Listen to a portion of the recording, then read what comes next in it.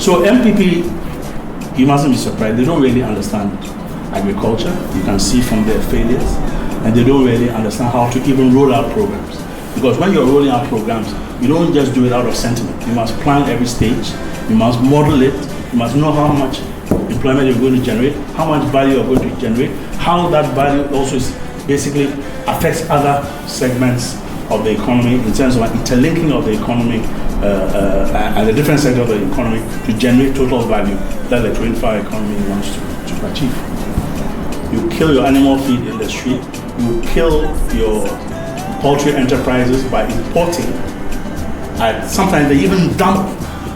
In international trade, there's a phenomenon called dump, where people export to other countries at a price lower than the cost of production in order to create market share and destroy other people's industries. Ghana has allowed that. That's how come our poultry industry is in total crisis. So when we say that we are going to develop and penetrate a widespread poultry program which allows you, your family, everybody to own small chicken hatcheries, Nkuko or what they say, and generate, if you have one chicken, now you have 100 chickens, that's income, that's supply, that's stabilizing food prices, particularly in the livestock sector. And in fact, in the Cargill Hatching for Hope program, together with IFA International, one of the key target groups were women and youth, because they are marginalized, they have tremendous responsibilities, women particularly at the household level. So if you upgrade and uplift a woman's income, you are basically uplifting and upgrading the household's income and improving better and achieving better nutritional outcomes for your children, better income, and even better educational and health outcomes. So our target definitely through women's banking and even the general policy framework and the micro delivery through the National Employment Trust will look clearly at women and youth as part of our strategy. Yeah.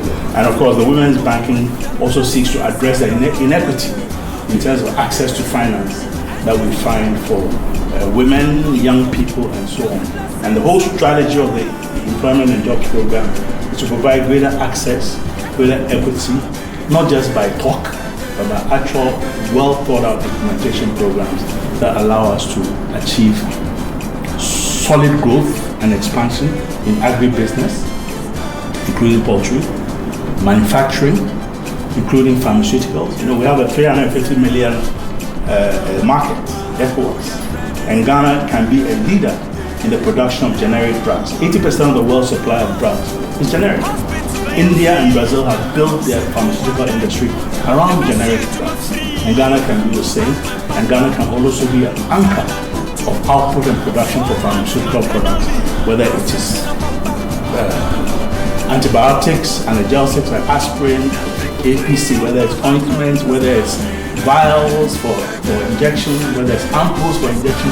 Ghana can be a leader, and Ghana can penetrate this market, and that's what we intend to do. Support those sectors that can export and also provide alternatives to importing, so we lower our import bill, basically begin to generate more foreign exchange and therefore stabilize the city, bring down inflation through reduction in food prices, reduction in the rate at which the city depreciates against the dollar. What you have to do, and that's what the NDC manifesto and programs focus on, is to improve the whole supply and value chain of cereals, maize as one of the cereals. You start with proper seeds that are high yielding, drought resistant, of short duration, and can also meet the standards of climate resilience because the climate is changing. Then you need to train your farm to be able to adapt to modern technologies and modern methods of farming.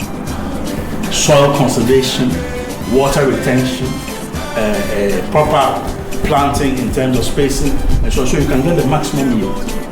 If the farmer is able to achieve increased yield from the current 1 point something or 2 or 3 tons to 4, 5, 6 tons per hectare, of course we've improved the output of maize, and therefore there's availability for human consumption and there's availability for animal consumption. Because don't forget that the animal consumption is part of the food chain. In the end, it will come back to your table as either meat or some other byproduct of the livestock industry. And also you need to finance it. So one of the elements of financing is what you see through the women's banking and the new impetus to finance agriculture. Currently, agriculture only attracts 5% of total bank finance. Exports, which we need, only attract 7% of total bank finance. Most of it goes to services and commerce, and most of that commerce is imported. So we're basically financing for people to import and give jobs to Thailand for rice, Vietnam for rice, vegetable oil for Netherlands, and so on, whilst we are stuck here with our young people unable to find jobs and unable to sustain themselves. And if you look within the unemployment figures, you will see that of the 5.2 million people who are inactive, 1.3 million of them are described as neets, not in education, not in employment, and not in training. So these are hardcore unemployed who have given up hope in terms of even finding jobs. Our aim is to reverse that sense of hopelessness and provide opportunities that allow young people to also find jobs, earn an income, and begin to live a sustainable life. And also to reduce the level of vulnerable employment. Do you believe that in Ghana only 20% of the workforce is actually earning paid employment, decent work? The majority, 8.2 million of them, are in vulnerable work. That means that they work by day. Today they get a job, tomorrow they don't have a job. Those people you see on the street are young, energetic boys and girls, women, who are selling with babies on their backs on the street and so on. This is what you call vulnerable employment. No job security, no consistency in pay, and no upskilling of their work so that they can be able to do other more jobs that are basically providing steady income with proper working conditions, proper safety and occupational health support. So these are, and look at that, we have 11.9 million people working and 8.2 million of them, almost 68% in vulnerable work.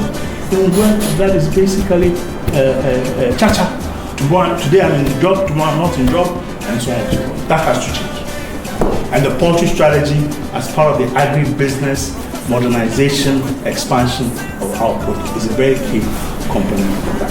The Cadre program I'm talking about, if the people started with an income of 1,000 a month, through the outgrower scheme for poultry, they're earning 3,000, tripling their income.